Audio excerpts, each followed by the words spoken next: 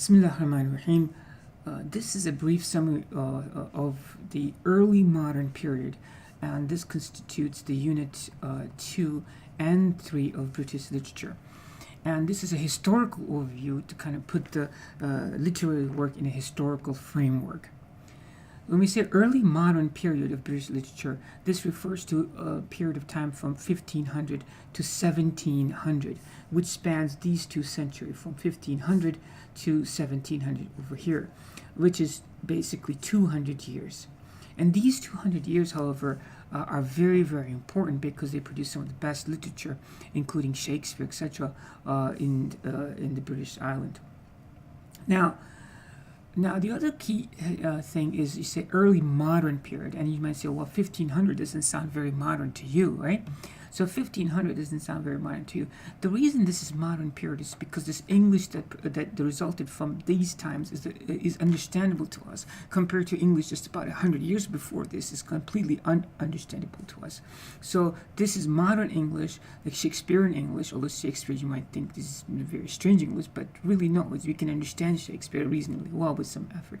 So early modern period means the language that's of this literature is the modern English spoken, and number two, it's modern period of time because all the ideas such as democratic ideals and the concept of what a king versus the role of public is in a society, all begin to take shape in these times.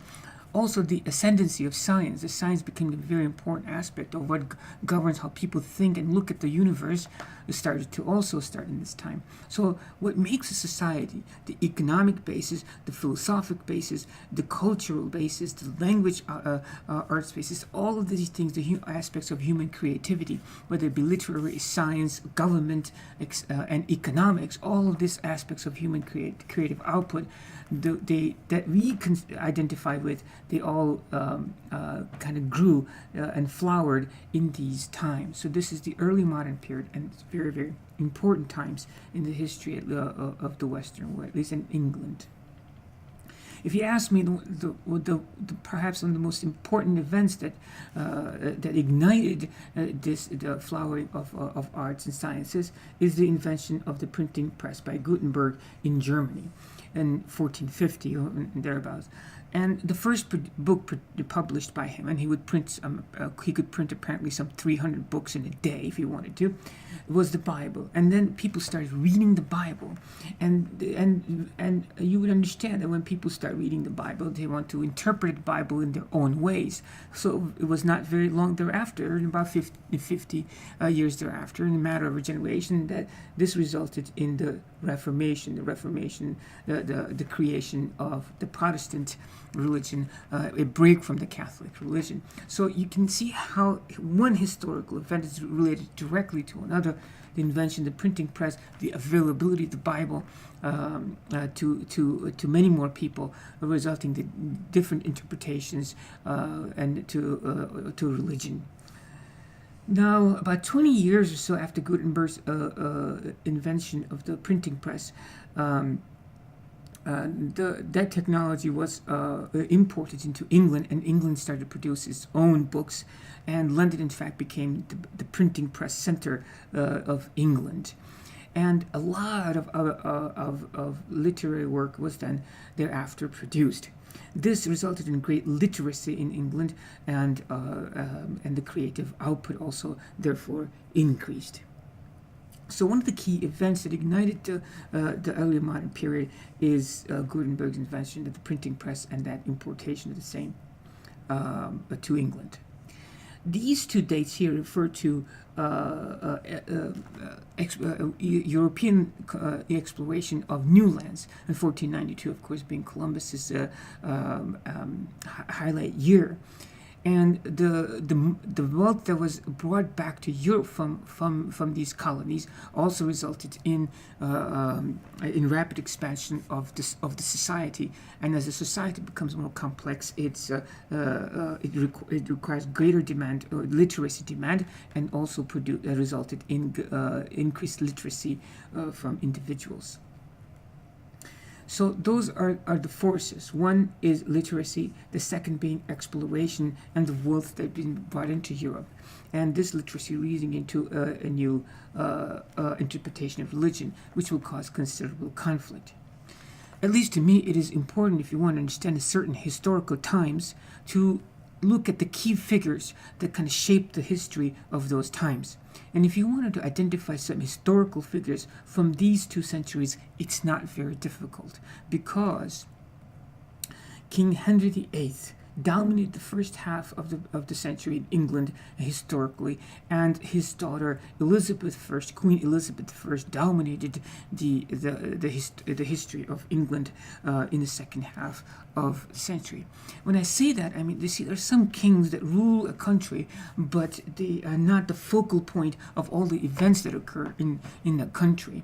But these 2 figures were.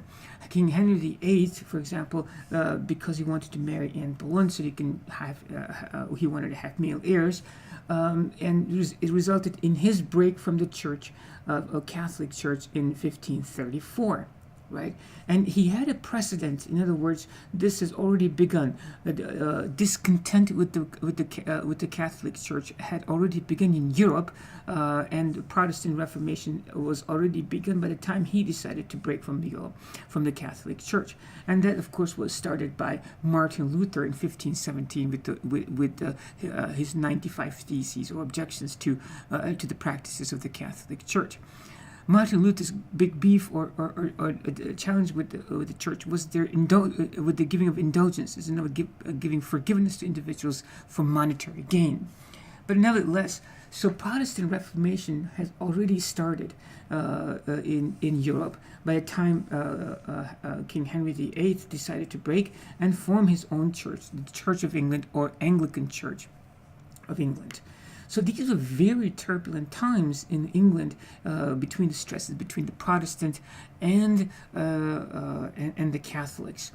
And when he died, he had 3 kids surviving, and 2 daughters and 1 son. His son, who was still a child, became king. He didn't survive very long, and his Elizabeth's sister became queen. And then there were great conflicts between the siblings. And eventually, when Elizabeth came to the throne, she was very much enamored by her father and wanted to live out his example. And she was a very adorned queen. People loved her, English people, and the country thrived. One reason is because there was great stability in her reign. So she ruled for nearly half a century, right? So nearly half. She came to power in 1558, and she died in 1603. And from the time she took the throne to the time she died, England became a country that was very vulnerable to a rising country that was a formidable country, and formidable for anybody who thought ill of her. Because one of the things that happened in her reign is in 1588, the English defeated the Spanish Armada, if you recall. The defeat of the Spanish Armada in 1588 gave England a new prestige in the landscape of European countries. So England went to become from a vulnerable country to becoming one of the countries to contend with. If you also recall, in 1588, the defeat of the Spanish Armada in 1588 allowed Englishmen to explore the New World because the seas were no longer dominated by Spanish ships. And it was no extrapolation beyond imagination that very shortly thereafter they formed colonies in Jamestown in 1607 and again in Plymouth in 1620. So it was these 2 events are very much linked to 1588. Now, I started this conversation. If you want to understand a certain historical period, it helps to focus on some key historical figures. In this century, it was really King Henry VIII in the first half of the century, and Elizabeth I in the second half. Elizabeth I herself was a very learned individual, and she spoke many languages fluently, and she was also a writer and an author herself. And in fact, when she was like 12 or 13 years old, she wrote a book for her dad in her own hand in 3 different languages, poems in 3 different in perfect script without any spelling or grammatical mistakes, and she bounded and everything. So she was quite a bit of a high achiever. So these are therefore key historical events. So what dominates the political history is the struggles of these individuals and the Protestant Reformation. Okay. The transfer of power from when Elizabeth dies to James I is a peaceful one, and it's a peaceful transfer. And James I, if you just observe over here, he 1603 1625. That's a pretty good run. Almost 25 years he ruled the throne of England. And he's responsible, in fact, for translation of the Bible into English. And that's the King James version of the Bible, which is still used by many, many people. And it set the standard for the language. And he translated the Bible. And of course, think about this for a second. Of course, the number 1 selling book of these times were the Bible. And now here's the English version of the Bible, and everybody's reading the same Bible. This helped undoubtedly to make that English that was used in King James version of the Bible to be the literary example. So the English language became to be more formalized, and the vernacular of these times became to be the dominant vernacular, and all the other different versions of quote English kind of died out, and the language became more and more mainstreamed or streamlined, so to speak. So now, today I wanted to give you a historical overview. In the next time show, I'll give you more on the authors that we should study and how literary outputs changed because of these particular events. So right now, I just want to focus on the political history of these times so you get an understanding of what was going on in these 2 important centuries. So when Queen Elizabeth died, the transfer of powers, as I stated, was peaceful transfer of power. There's no war or struggle. And trust me, there were plenty of times where people were put to the guillotine in hard times for opposition and things. There always were people who wanted to take over the throne. So it's quite a remarkable thing that this transition occurred peacefully, and it didn't happen just like that. There are people who worked at it to make it a peaceful transfer. So nevertheless, after James I dies, his son Charles I takes over. And the Charles I is a slight problem and some challenge, in his own personal challenge, in that he believes in absolute monarchy, in that he's I'm the king, you do what I tell you to do. But times were changing, and his absolute monarchy would be challenged. Unlike his father, this is James over here, and this is Charles I, would meet resistance from the English Parliament, and many times. And Charles' response would be to dissolve the Parliament. But the Parliament would not put up with such things anymore. So there was an English Civil War. So if you wanted to appreciate this century, you have to understand in the middle half of this century, there were very turbulent times in England. And that was the English Civil War. And so when James died, his son Charles took, and Charles had a very hard time in the Parliament, and that resulted in English Civil War. And the leader of the opposition for Charles was this gentleman named Cromwell, if you recall. So Cromwell and Charles did not get along. They fought each other, and unfortunately for Charles, Charles lost. And King Charles I was the only monarch in the history of England, I believe, and that was guillotined. So and he has an unfortunate distinction like that. But Cromwell, he ruled for a certain number of years, nearly a decade, and then he died. But when he died, the political system was not sufficient to maintain stability, and chaos broke, and then a monarchy was restored. In other words, King Charles II came to throne, who's the son of Charles I. So there was a brief period of time where there was a break in the monarchy. Now there was no king over the parliamentary rule. So from King James it went to Charles, and Charles went to Cromwell, and from Cromwell to Charles II.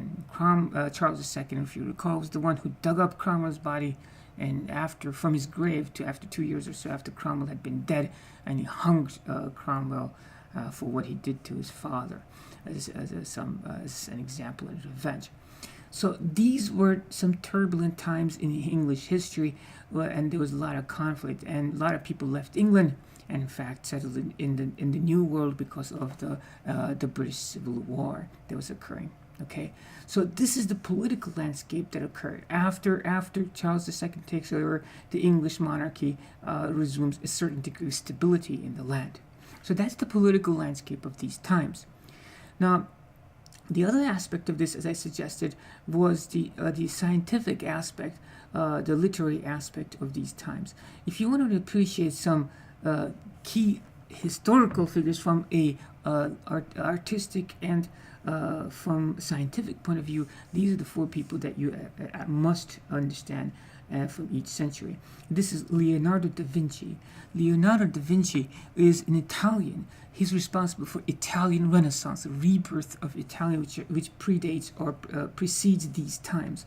So in Italy, just before this time, they had started their a revival of the sciences, and there was a great interest in Greek literature and Roman literature because of the Italian Renaissance. Okay, and this gave new energy to England and English writers. And in fact, as you also know, Shakespeare wrote a play called Julius Caesar. So there was a great interest in reviving the ancient arts. Okay.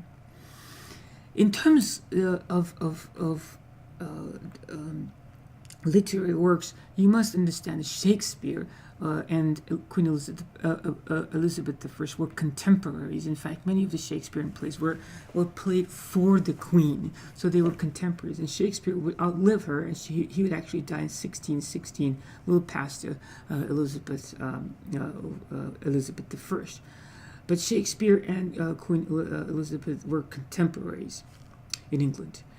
In the 1600s, okay, the scientific landscape started to change, and great strides were made in understanding of the universe, so to speak. And Descartes dominated the first half of the 1600s. It was 1596 to 1650, right? I believe. So Descartes kind of dominated the philosophical landscape. He was not British, right? It was but he dominated the philosophical scientific language. And undoubtedly, the second half of 1600s belonged to Newton, because those were the days of Newton, and Newton was British, right? So Sir Isaac Newton was the key dominating figure in scientific and intellectual thought in the second half of 1600s, like this. So if you wanted to understand who does this century belong to, if you wanted to have some favorites, you say Descartes in the first half and Newton in the second half in this manner. So these are some very important historical figures that we must appreciate, and some scientific science personality that was interested in these times, the early modern period from 1500 to 700. Besides Shakespeare, the other individuals that we're going to study are Christopher Marlowe, Sir Walter Raleigh. These were both also from Elizabethan times. So Walter Raleigh was very fond of Elizabeth, and they almost got married, the rumors were. So Walter Raleigh was a courtier, or he was in the administration for Elizabeth I, and he's a very important figure. Christopher Marlowe, he died young, and he preceded Shakespeare by just a little bit, and his plays were the template from which Shakespeare would follow, and his plays would follow in the pattern of Christopher Marlowe over there. And we shall also study Ben Jonson and John Donne and John Milton, who wrote the famous Paradise Lost, which we must really appreciate, and then Robert Herrick also. So these are some of the historical figures that we're going to study from this time period, and we shall elaborate on some literary aspects of these times next time. Until then, as-salatu was-salamu ala rasulillah wa ala alihi wa sahbihi. Assalamu alaikum.